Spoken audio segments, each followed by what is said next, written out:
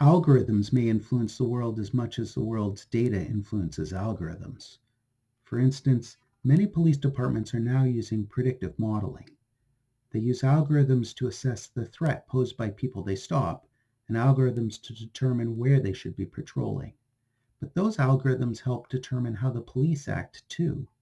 They might develop suspicions about people with higher threat ratings and stop them more frequently. And they are certainly likely to find more crime in neighborhoods where they patrol. That leads to a vicious circle.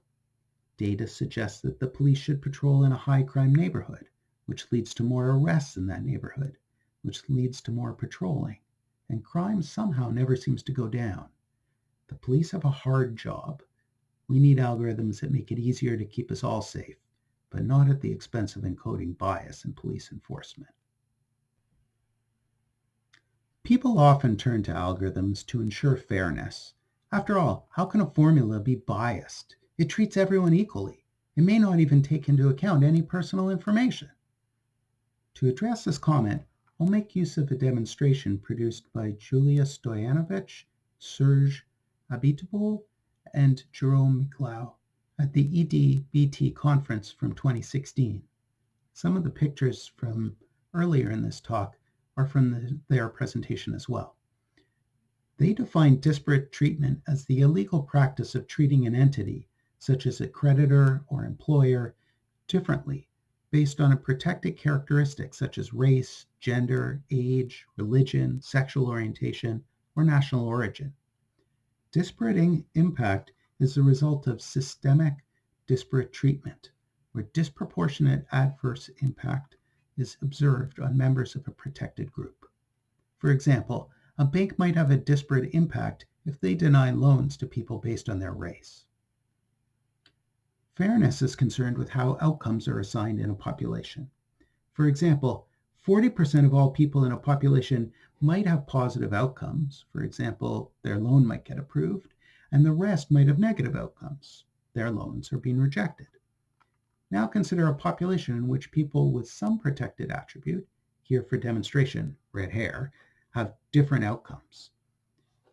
Notice here that 40% of the whole population has successful outcomes, but only 20% of red-haired people have successful outcomes, whereas 60% of not red-haired people have successful outcomes.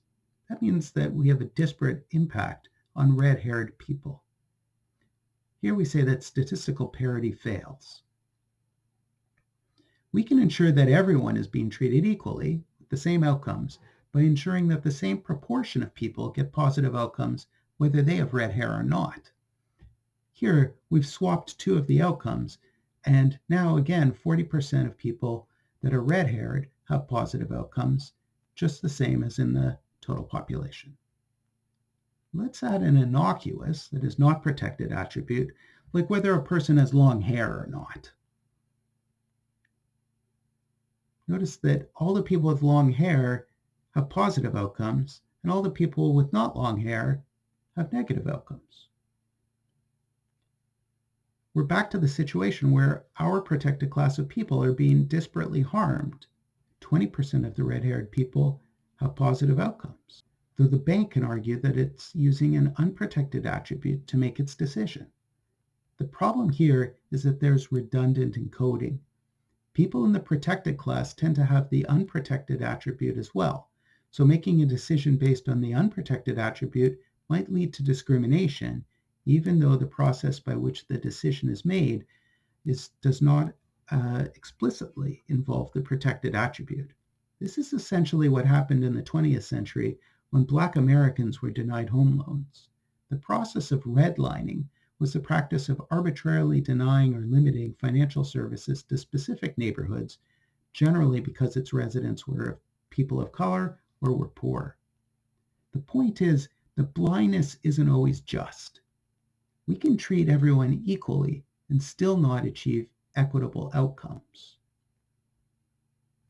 Let's conclude.